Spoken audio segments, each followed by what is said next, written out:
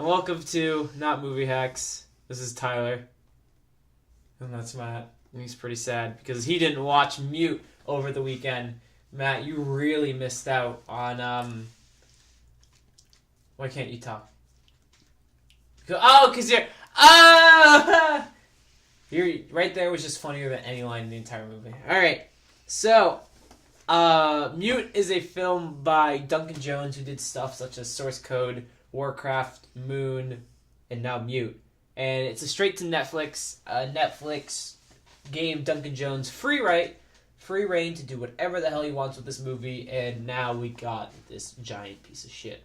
So Matt, your Mute gimmick is already as tiring as the Mute gimmick in the movie. Wow. Yeah.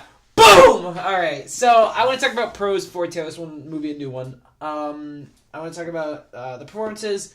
All around, the three main characters, Paul Rudd, Justin Theroux, and Alexander Skarsgård, are good. Paul Rudd is the best part of this movie. Justin Theroux, even though his character is just horrendous, he does a good job of being like a kind of a creep.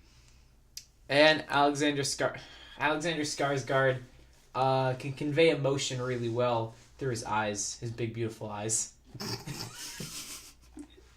So, despite the fact that his gimmick of being mute serves no real purpose to the story, it does get tiring really quick. But he does do a good job because he's a good actor. Also, for directing, Duncan Jones does a half-decent job. He manages to kind of... I don't know if this really can call this a complaint on the movie, but he manages to take a very, kind of expansive, not universe, but world, one that feels kind of very much inspired by Blade Runner, and make it feel very, very small.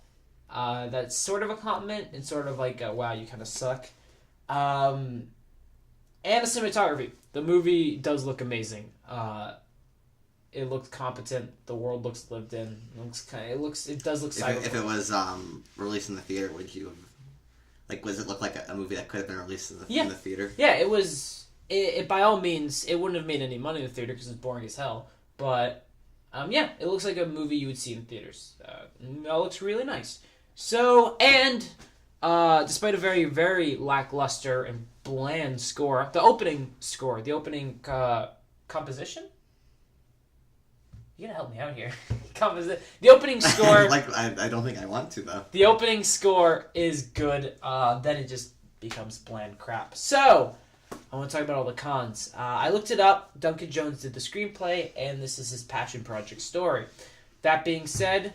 he actually co-wrote the screenplay, sorry. That being said, the writing is some of the worst I've seen in a movie. I have notes right here for writing. It absolutely makes... no sense, a lot of the stuff. In the first 10 minutes, you're introduced to... The movie takes place in Berlin, Germany. And you're immediately introduced to, even though there is this futuristic setting, they're Amish for some reason. The main character's Amish, and he lives in an Amish setting. That's unique. It's not unique. It doesn't make any sense. There's no purpose to it. There's no reason why he's Amish. There's no backstory with it. He's just Amish. It's just a gimmick. So... there's that. Then we're introduced to the main, romance, I want to say, between Alexander Skarsgård and the main female. The dialogue is horrendously cheesy and awful and boring and dumb. Can you think of any other synonyms for moronic? And, trite. Trite? Yeah. And trite. There you go. But it's as soon as the film starts, too. You get this... It's just... As soon as the film hits, you're like... Fargo is a great movie. You're like, holy crap! I hope this isn't emulate what happens in the rest of the movie, and it does. So, first 10 minutes are not good, and the characters in this movie are just the trait and the gimmick they exhibit. The main girl is just weird. The main guy is mute. Paul Rudd wants to get out of the country. Oh, spoilers! Who cares? Paul Rudd wants to get out of the country. Is Paul Rudd the bad guy? I'll get to that. Paul Rudd wants to get out of the country, and Justin Theroux's character... Oh, Paul Rudd's character's name is Cactus, by the way. And the Justin Theroux's character's name is Duck. I'll refer to them from now on. But Cactus wants to get out of the country with his daughter, and Duck is a pedophile. And that's it. those are their characters. They have no real clear motivations, or clear as in making sense motivations. Especially Duck, Justin Theroux's character. That's my phone. Makes absolutely no sense. Then, the narrative, the story, it's boring. It's really, really uninteresting. A lot of the main thing is mute guy has to go, I think his name is Leo, has to go find his girlfriend who's missing. It's not a very Amish name. No, it's not at all. But any detective things he does on his own kind of just come to him. Like, he goes out and does things, and nothing really accomplishes. Then he goes back, sits in his apartment, gets out, and then they just happen to, like, run into him, and that's how the plot progresses. And you can have that kind of, like, happenstance, like, occurrences, and make it done well, but this one is just boring. Nothing really interesting happens in the film. So I want to say that a lot of the times, a lot of, like, side antagonist characters will often tell the mute to go away, or to stop doing something, or to leave them alone, or they'll kill him, and then they all stop and stare at him as if the scene stops to let him, like, as if the world stops to let him write out a note. But realistically, they write it, like, I actually enjoyed one scene where he goes to write something and they slap it out of his hand. They're like, I don't give a shit what you're going to write. Get the hell out of here. But then he picks it up, draws a picture, writes a note, and gives it to him. And then it's just like the world stopped. Do they read out the note? Yes! Then they go... They say what's written on the card. They look at it and they go, that. I don't care, man. And they're like, and you're just like, God damn it, people can read. But there's an instance where some guy, the Leo, goes up to him, he's like, hey, if you mess with me, I have a syndicate group over there that will kill you, basically. And then he writes a note, he's like, no, don't write, hey, you guys, come get rid of him. And then they just stop and stare at him. And it cuts to them just...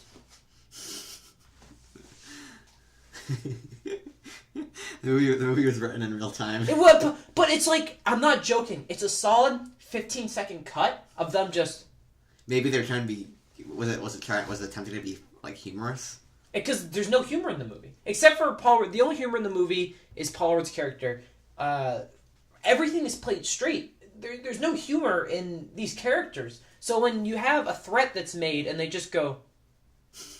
And then the character's writing it out and writing everything out and then showing it to the audience and then showing it to the characters, and they're still just... It breaks... You have no... You're like, oh, this guy's going to be fine. He gets, like, punched a few times and gets hurt, but you're like, oh, that threat to kill is just stupid. It's pointless. So, characters' motivations change throughout the... We can get to Paul Rudd's character. So, Paul Rudd's character is... His name's Cactus. There's this weird... Like, for some reason, American soldiers are going AWOL. For some reason, they never explain why, and they're running away, and now they're all criminals.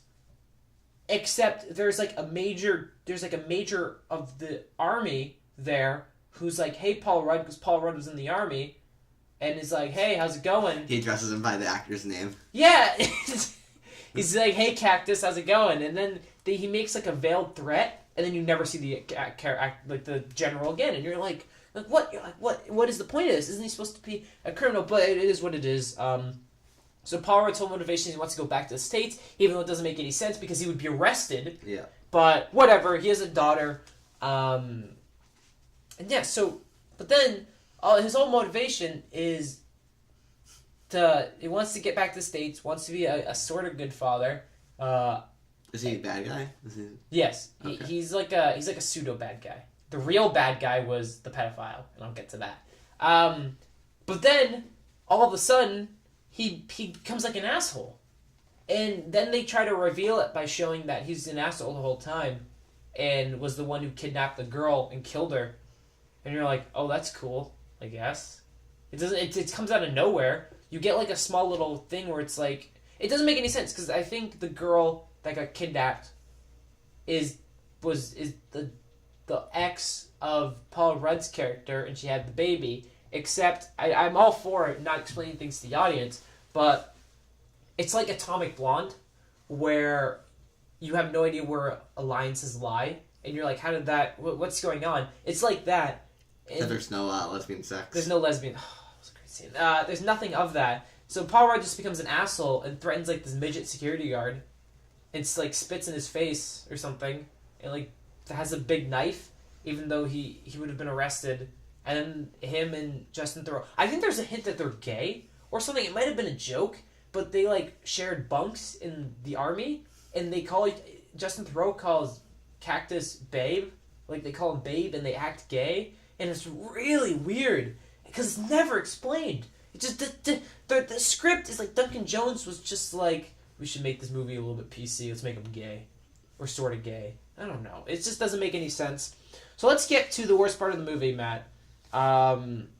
Let's see. Real quick, there's a main villain reveal. Paul Rudd actually dies in a pretty cool fashion. He gets in a fight with Alexander Skarsgård, and Alexander Skarsgård thoroughly takes a giant knife and shoves it through his neck. So, and then it's back to the neck, but Paul Rudd doesn't die immediately, so he's just laying on the ground, cognitive of everything that's going on, and it's just gurgling blood. What did Paul Rudd do that was so bad? What do you... Why is he... because he killed the girl because she was going to... his thing was like, you think you're going to take your daughter away from me? Except that's never a thing in the movie. Yeah. They never once say that the girl at any point was going to take the daughter away from Paul Rudd. So then you're like, well, what's the point of the whole... That means all the conflict in the movie is mute. All the conflict in the movie is mute, so what's the point of it? It doesn't make any sense. So then just pointless. So then Paul Rudd is on the ground dying, and then Justin Theroux's character comes out of nowhere, and he's like, "Hey, you were an asshole to me for being a pedophile. Now I'm gonna take your daughter and watch you die." And he's like, "You should have been nicer to me." So he just becomes a pedophile out of nowhere? What? No. It's revealed.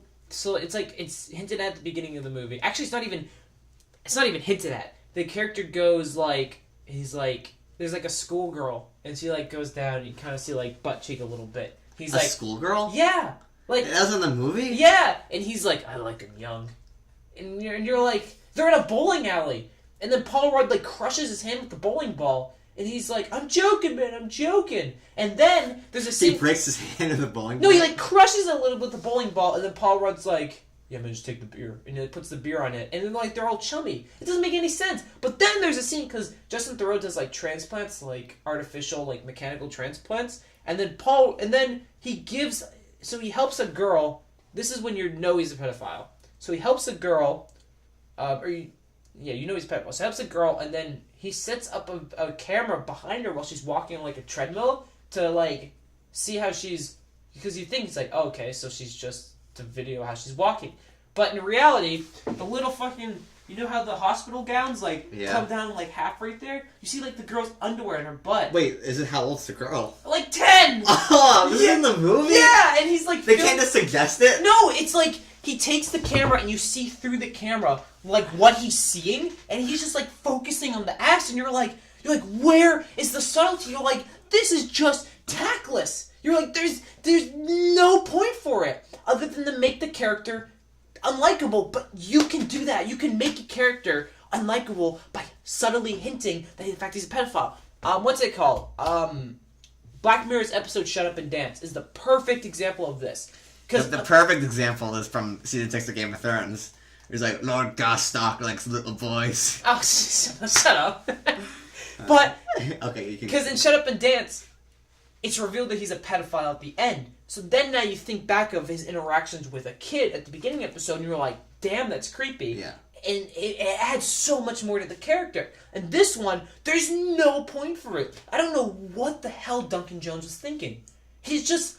Can you imagine, like, the parents of the actual actress? But, yeah, it's like... Just how awkward that conversation was to them. Do you want to know what the worst part is about, like, all this? So, Paul Rudd goes to the office and sees that the guy set up a camera in the changing room, and he looks at it and he sees like an actual like older kid, I guess, changing. He goes and confronts Justin Theroux's character, basically like kind of like tries to like beat him up a little bit, but like slaps him, like bitch slaps him, and then like threatens him. And actually, that's probably the best scene of the movie is that threaten, because Paul Rudd's character is like, get the hell, never talk to my daughter again or whatever. You shouldn't. Like slaps him. He's like, okay, and then they just are like, and then Paul Rudd, there's this weird technology where there's no like notion of like any implants or hear things. Or hear things.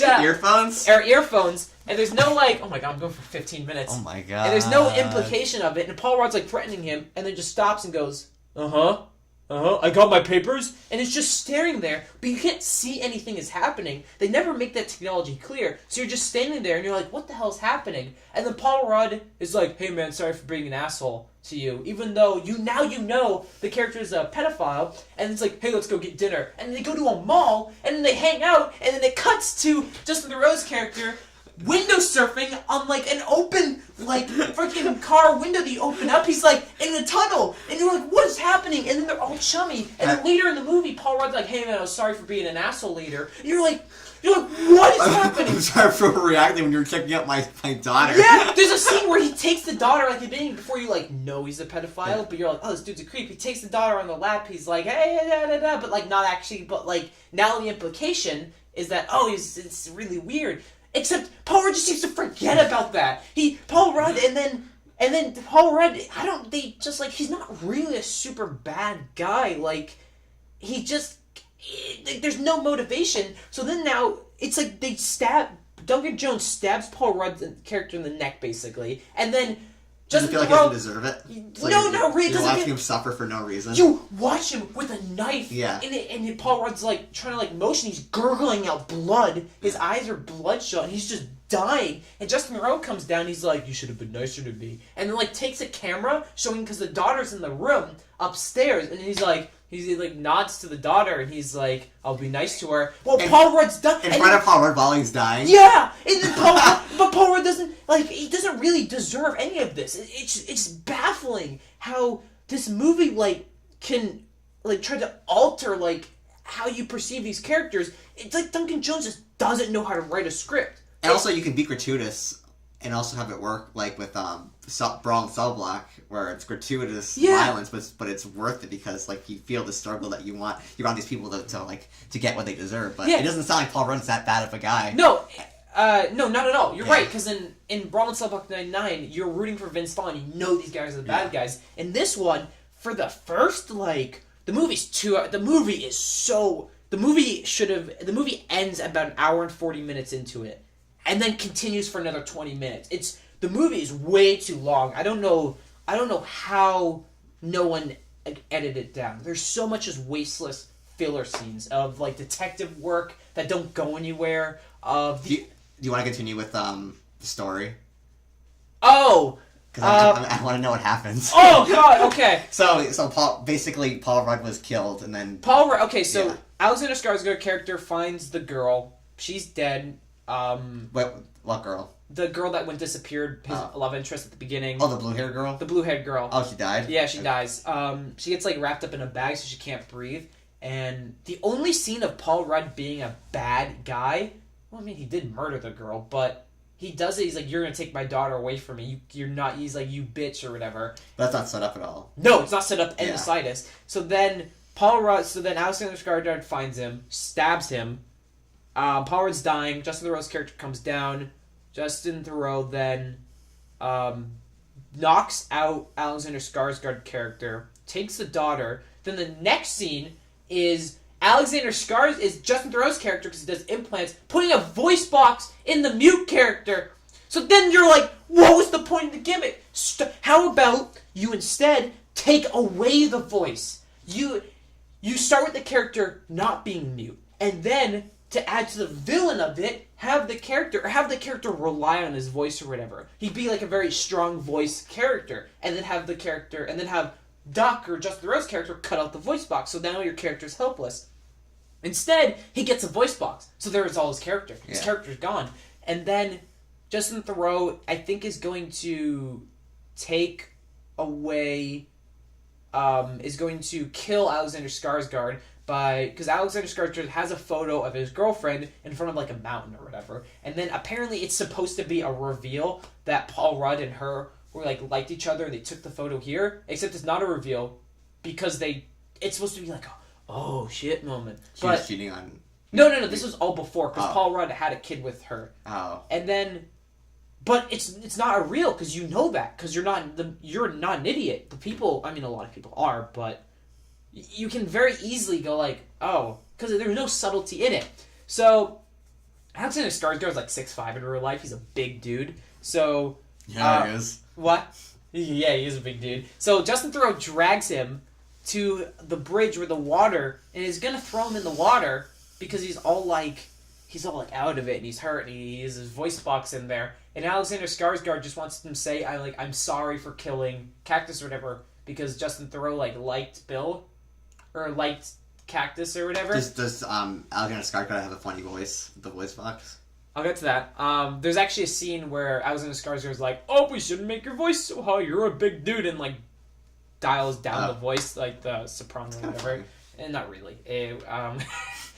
So you get to that, and then Alexander Skarsgård's like out of it. For some reason, he doesn't really get the crap kicked out of him. But all he does is imagine getting the cut open and put back together hurts. But he's like he's all tired and everything. You're like, dude, you didn't do anything physically exerting. Oh, I also want to say they did a Godzilla 2014 where they cut away from the coolest fight. Alexander Skarsgård, in a actually genuinely interesting scene, takes a wooden, he's like a wood crafter too for some reason. He likes to draw. Takes the wood and beats the crap out of a bunch of guards. And through the movie, there's this big beefy Russian guy German guy who is the muscle. And then he walks in with a big wooden thing. And then the big guy grabs an artificial leg, and they're about to square off, and then it cuts to the big bad guy in air quotes, and then you see behind him in the glass the big guy fall down. Fall over, and you're like, I missed it, because then Alexander Skarsgård shows up with absolutely no injuries whatsoever, no apparent injuries, and you're like, God fucking damn it, I missed it! You're like, why did you pull a Godzilla? That would have been the coolest fight ever, because Alexander Skarsgård isn't really shown to be a fighter in the movie. Kind of gets the crap kicked, not really kicked out of him, but knocked out a few times. Yeah. The movie. So then you have the big muscle guy. Why cut it? Why? Why, Matt? Why? That's funny because Moon has a fight scene between Sam Rockwell and Sam Rockwell, and it's there's no awkward cutting or anything. So that's weird that they would have to because obviously Duncan Jones can film action if he can direct a movie with the actor playing the same character. Yeah. It's weird that if they have such a scene that would work with two different actors fighting each other, not even to at least show it. Then so all that's done, and then you're back on it. So is Justin Theroux still alive? Yeah, Justin Theroux. Point? Okay. Yeah, so they're at the bridge. Yeah, and Justin Theroux he's gonna win, whatever. And then Alexander Skarsgård's a big dude, bear clutches in, picks him up, and dives underwater with him. And for some reason, why did just throw him? Because, here's the thing. At the beginning of the movie, Alexander Skarsgård got his, mute voice because of, a boating accident. So throughout the movie, twice they show him swimming underwater and holding his breath a long time. So he bear hugs him and drowns him underwater. And basically, he's just, Alexander Skarsgård just clenching him and drowning him. And then he just swims up. And then the fucking... Wait, so Alexander Skarsgård grabs his Theroux. And then jumps over and holds him underwater and kills him. And then... Alexander Skarsgård has the voice box, but he hasn't talked yet. So then the girl, Alexander Skarsgård's swimming fine in the water, and then the girl's peering over the bridge. The bridge is maybe a 20-foot drop. Yeah. The girl's peering over the bridge, and you're like, oh, she's gonna fall. She wouldn't die. She'd get hurt. Alexander Skarsgård's swimming. He's like, don't do it. And the girl's like, what? Wait, which girl is this? The daughter. Paul Rudd's daughter? Paul Rudd's daughter. Wait, why would she jump over the bridge? Because she's looking at the water. Oh, she slips? No, you would think that because she goes like this, and you're like, oh my god. And Alexander Skarsgård character is like, go back. And then he talks, and then she's like, oh, okay, I'll go back. And she goes back, and then they go and get dinner. And then it's all good, and they go to a breakfast diner, and then the movie ends. And it's 2 hours long. That sounds mad. Do you want Are any of the other reviewers bringing up the pedophilia? Have you read any reviews? I read stuff on Reddit and people were like, it was really just dumb. Yeah, so don't go watch Mute. That was my incoherent rant on Mute. All right, Thank you guys for listening, and goodbye. 25 minutes. Oh my god.